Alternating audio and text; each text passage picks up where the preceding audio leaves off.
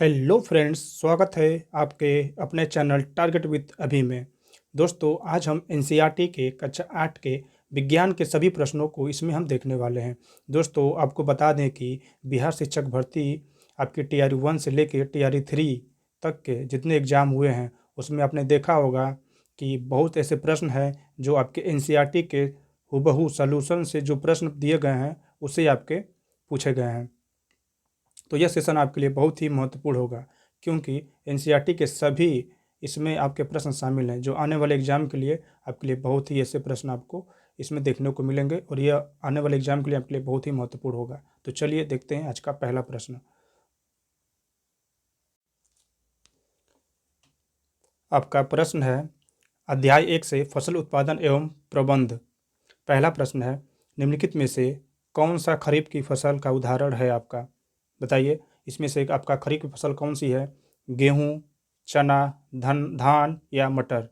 इसमें से कौन सा आपका है? तो इसमें आपका हो जाएगा धान। आपको खरीफ की फसल याद करने के लिए एक छोटा सा ट्रिक बताते हैं, इसको याद रखिए। मोबाइल में धान, मक्का और सोयाबीन की बैटरी फुल। मो से मूंगफली, ब से बाजरा, ई से इंद्रधनुष यानी कि आपकी बारिश, क्योंकि इस फसल को आपको बरसात में बोई जाती है। इस फसल को आपकी पानी की बरसात की बहुत आवश्यकता होती है। तो इसको कब बोया जाता है आपका? इस फसल को आपको बोया जाता है जून से आपकी जुलाई के बीच में, ठीक। और कटाई होती है आपकी सितंबर से अक्टूबर के बीच में, ठीक। तो ये ई से इंद्रधनुष का मतलब है बारिश बराबर खरीफ की फसल, तो इसे याद रखिएगा। ल से लोबिया और म से मेथा, ध से धान, न से नारियल, म से मक्का, क से कपास, सो से सोयाबीन और से अरहर, ब से बैगन। ये सारी चीज़ें आप याद रखिएगा। आपका ब से बैगन हो गया और आपका ट से तिल हो गया, री से रागी हो गया, आपका फूल से फूल हो गया, क्योंकि आपका ये सभी खरीफ की फसल में आते हैं, फूल भी। तो इसे आपके खरीफ की फसल को याद करने में अगर दिक्कत हो तो इस ट्रिक से आप याद रख सकते हैं। चलिए देखते हैं आपका दूसरा प्रश्न।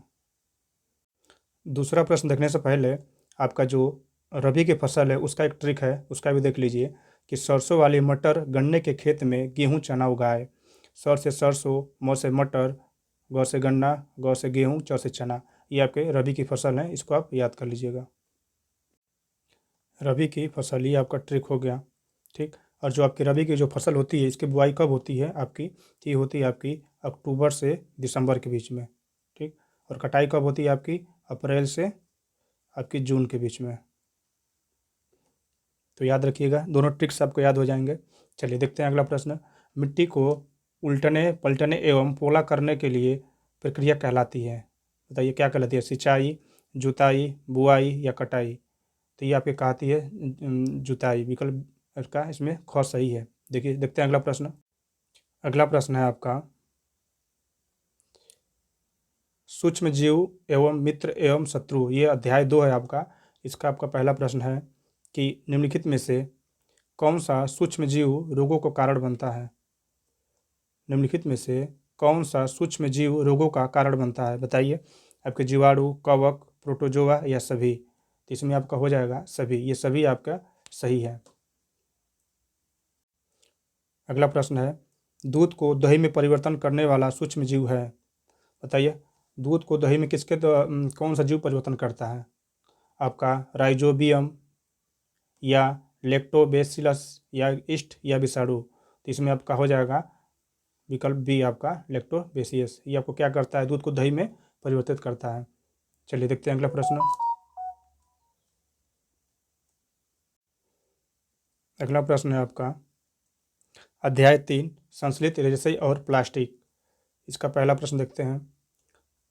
निम्नलिखित में से कौन सा एक संश्लित रेशा है आपका? बताइए। ऊन, कपास, रेशम या नायलॉन? इसमें आपका क्या हो जाएगा? आपका विकल्प इसमें डी आपका सही हो जाएगा, नायलॉन। ये आपका संश्लित रेशा है।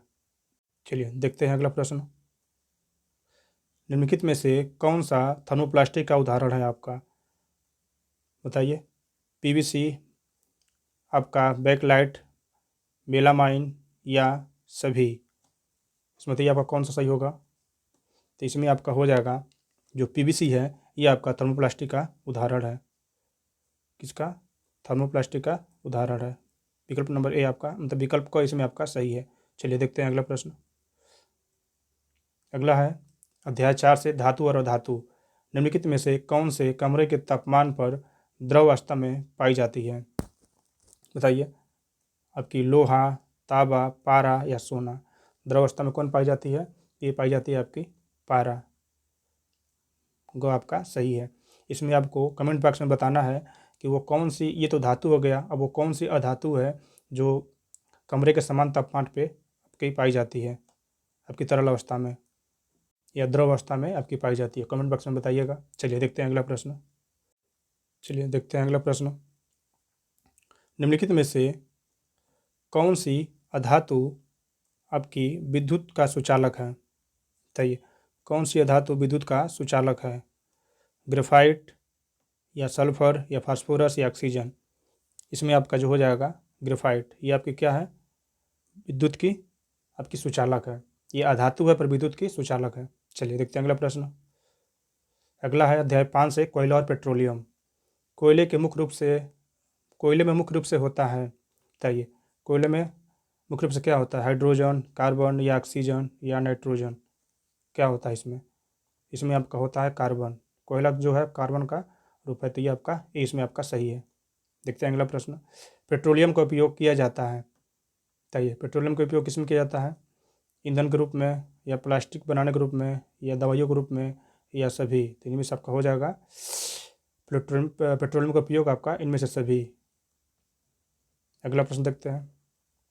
अध्याय 6 दहन और ज्वाला। निम्नलिखित में से कौन सा पदार्थ दहनशील है? बताइए।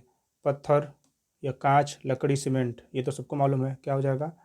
आपकी लकड़ी। चलिए देखते हैं अगला प्रश्न। ज्वाला का सबसे गर्म भाग कौन सा होता है?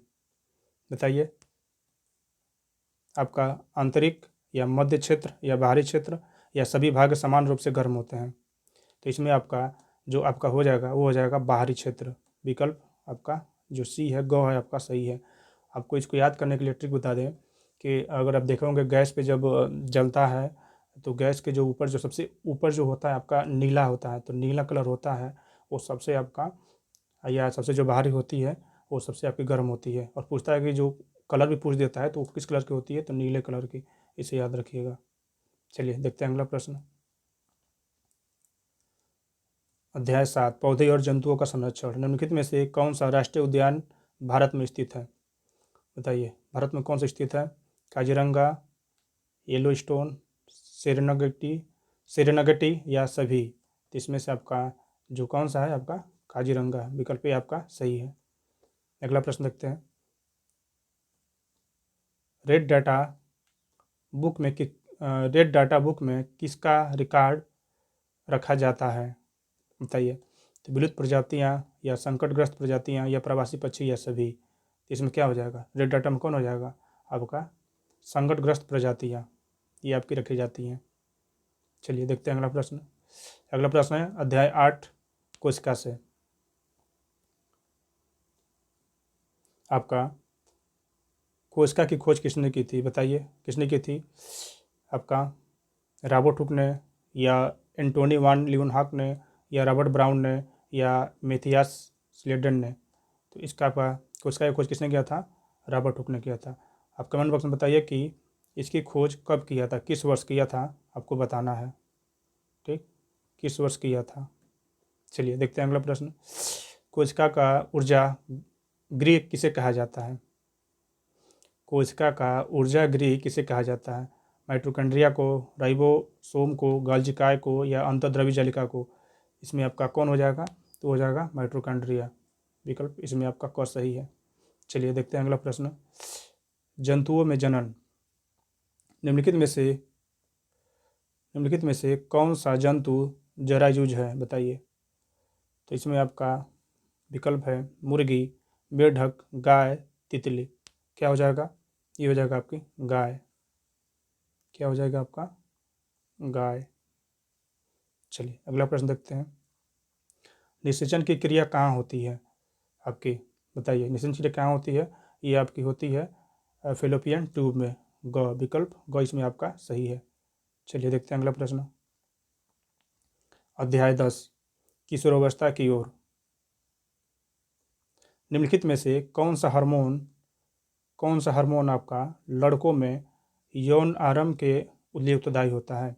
एस्ट्रोजन या प्रोजेस्टेरोन या टेस्टोस्टेरोन या इंसुलिन? बताइए बताइए, इसमें कौन हो जाएगा? आपका एस्ट्रोजन हो जाएगा या प्रोजेस्टेरोन हो जाएगा या टेस्टोस्टेरोन हो जाएगा या इंसुलिन? बताइए इसमें क्या क्या सही हो जाएगा आपका? तो इसमें आपका हो जाएगा आपका विकल्प आपका ए है आपका एस्ट्रोजन, ये आपका सही है। चलिए देखते हैं अगला प्रश्न। अगला प्रश्न है, निम्नलिखित में से कौन सा किशोरावस्था में होने वाले परिवर्तन नहीं है? बताइए इसमें से किशोरावस्था में कौन सा परिवर्तन नहीं होता है? लंबाई की वृद्धि या आवाज़ में परिवर्तन या जनन अंगों का विकास या दांतों का गिरना? तो इसमें आपका जो दांतों का गिरना है ये आपका नहीं होता है। विकल्प इसमें घ आपका सही है। चलिए देखते हैं अगला प्रश्न। अगला प्रश्न है अध्याय 11 से, बल तथा दाब। बताइए बल का एसआई मात्रक क्या है? इसमें आपको बताना है बल का एसआई मात्रक क्या है। न्यूटन, पास्कल, जूल या वाट? बताइए। चलिए बताइए इसमें एसआई का मात्रक क्या है आपका, बल का एसआई मात्रक क्या है? तो ये आपका न्यूटन, विकल्प ये आपका सही है। चलिए इसमें बताइए, इसको देख लेते हैं। पास्कल, पास्कल किसका है मात्रक? पास्कल किसका है? तो ये आपका दाब का है। किसका है?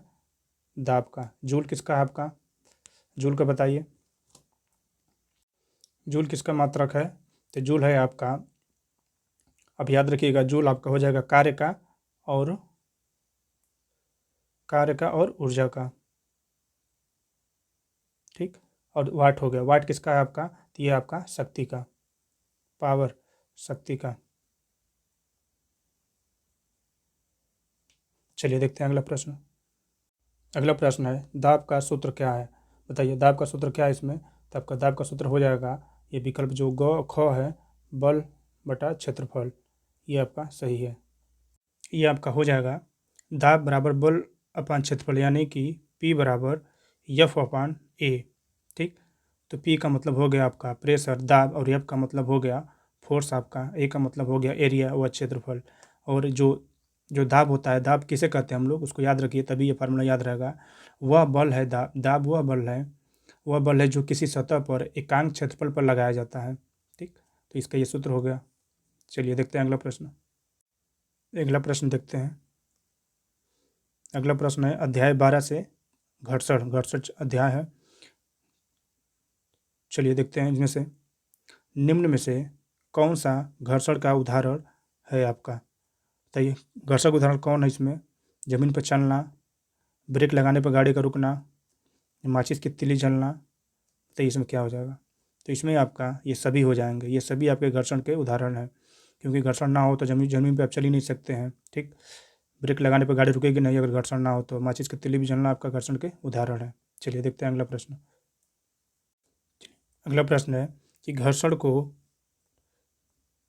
को कम करने के लिए किसका उपयोग किया जाता है? बताइए तेल का, ग्रीस का, बॉल बेयरिंग का या सभी का? तो इसमें आपका घर्षण को कम करने के लिए इन सभी का प्रयोग किया जाता है। इसमें बता दें कि जो आपका घर्षण है, घर्षण एक बल है जो एक महत्वपूर्ण बल है, जो हमारे दैनिक जीवन में और मशीनों में उपयोगी होता है, क्योंकि कई स्थितियों में हम इसे कम करना आवश्यक हो जाता है। घर्षण बल को कम करना आवश्यक होता है ताकि ऊर्जा की हानि कम हो और मशीनों की जो कार्य क्षमता है वो आपकी बढ़े। तो इसीलिए आपका ये सारी चीज़ें घर्षण को कम करने के लिए आपका इन सभी का प्रयोग किया जाता है। चलिए देखते हैं अगला प्रश्न है अध्याय 13 से ध्वनि। ध्वनि किस माध्यम में संचरित हो सकती है? बताइए ध्वनि किस माध्यम में आपकी संचरित हो सकती है? ठोस में, द्रव में, गैस में या सभी में? बताइए। तो इसमें आपका जो सही हो जाएगा ये सभी हो जाएंगे, क्योंकि ध्वनि को चलने के लिए आपको एक माध्यम की आवश्यकता होती है। ठोस, द्रव, गैस ये की आवश्यकता होती है। और ध्वनि आपको पता है कि निर्वात में नहीं चल सकते, निर्वात में कोई कण नहीं होता, इसलिए ध्वनि का जो आपका संचरण नहीं होता है। ठीक। और ध्वनि आपकी एक यांत्रिक तरंग है, याद रखिएगा। और ध्वनि जो आपकी है, ध्वनि आपकी अनुदैर्ध्य तरंग है आपकी। ये हो जाएगा अनुदैर्ध्य तरंग है आपकी। ठीक। इसमें एक और बात याद रखिएगा जो प्रकाश है वो निर्वात में चल सकता है, पर जो ध्वनि है आपकी वो आपकी निर्वात में नहीं चल सकती है, इसीलिए ठोस द्रव गैस की आवश्यकता होती है। और जो प्रकाश होता है, जैसे कि ये ध्वनि हो गया, अनुदैर्घ्य हो गया, और प्रकाश क्या होता है आपका, जो प्रकाश होता है आपका वो अनुप्रस्थ तरंग होता है। अनुप्रस्थ, इसमें कन्फ्यूज मत होइएगा, याद रखिएगा, अनुप्रस्थ तरंग होता है। चलिए देखते हैं अगला प्रश्न आपका। प्रश्न है कि ध्वनि की प्रबलता को मापने का मात्रक क्या है, बताइए। हर्ट्ज है, डेसिबल है, मीटर है या सेकंड है। तो ये किस में मापते हैं ध्वनि को, तो ध्वनि को मापते हैं हम लोग डेसिबल में। विकल्प बी आपका, मतलब इसमें ख आपका सही है। जो बाकी विकल्प है देख लेते हैं। जो हर्ट्ज है इसको हम लोग क्या नापते हैं, आवृत्ति मापते हैं। इससे हम लोग आपकी आवृत्ति मापते हैं। और मीटर में क्या मापते हैं हम लोग, बताइए। आपका जो मीटर प्रति सेकंड है ये आपका क्या होता है, ये आपकी गति या चाल का मात्रक होता है, मापा जाता है आपका। चलिए देखते हैं अगला। अगला प्रश्न है आपका अध्याय 14 से विद्युत धारा के रासायनिक प्रभाव, बताइए। इसमें है आपका निम्नलिखित में से कौन सा पदार्थ विद्युत का सुचालक है आपका। लकड़ी, प्लास्टिक, तांबा या रबड़। इसमें कौन है जो विद्युत का सुचालक है, जिसमें जिसमें बिजली आपकी प्रवाहित होती है, तो वह है आपका तांबा। विकल्प आपका ग इसमें सही है। चलिए देखते हैं अगला प्रश्न। विद्युत लेपन का उपयोग किया जाता है, बताइए। विद्युत लेपन का उपयोग किया जाता है, आपका विकल्प है धातुओं को जंग से बचाने के लिए, धातुओं को आकर्षक बनाने के लिए, या धातुओं को मजबूत बनाने के लिए, या सभी। तो इसमें जो विद्युत लेपन का प्रयोग किया जाता है ये आपके सभी हो जाएंगे, ठीक। जंग से बचाने के लिए भी, और आकर्षक बनाने के लिए भी, और मजबूती प्रदान करने के लिए भी। देखते हैं अब अगला प्रश्न। अध्याय 15 कुछ प्राकृतिक परिघटनाएं, ठीक। इसमें प्रश्न है आपका कि तड़ित किसके कारण उत्पन्न होती है आपकी। तड़ित किसके कारण उत्पन्न होती है, आपके बादलों के टकराने से, या आवेशों के विसर्जन से, या हवा का तेज चलना, या वर्षा। बताइए इसमें क्या होगा। ये होगा आपका आवेशों का विसर्जन। विकल्प आपका ख इसमें आपका सही है। चलिए देखते हैं अगला प्रश्न। भूकंप की तीव्रता को किस में मापा जाता है, बताइए। तीव्रता को किस में मापा जाता है, आपके बैरोमीटर में, थर्मामीटर में, सिस्मोग्राफ में, या इलेक्ट्रोमीटर में, बताइए। तो इसमें आपकी जो भूकंप की तीव्रता है किससे मापी जाती है, वो आपका सिस्मोग्राफ से। विकल्प ग आपका इसमें सही है। और बैरोमीटर से क्या मापा जाता है आपका, ये मापा जाता है वायु दाब। ये मापा जाता है आपका वायु दाब, ठीक। और थर्मामीटर से क्या मापा जाता है, ये मापा जाता है आपकी तापमान, टेम्परेचर। और इलेक्ट्रोमीटर से क्या मापी जाती है, तो इसे मापा जाता है आपकी दूध की शुद्धता,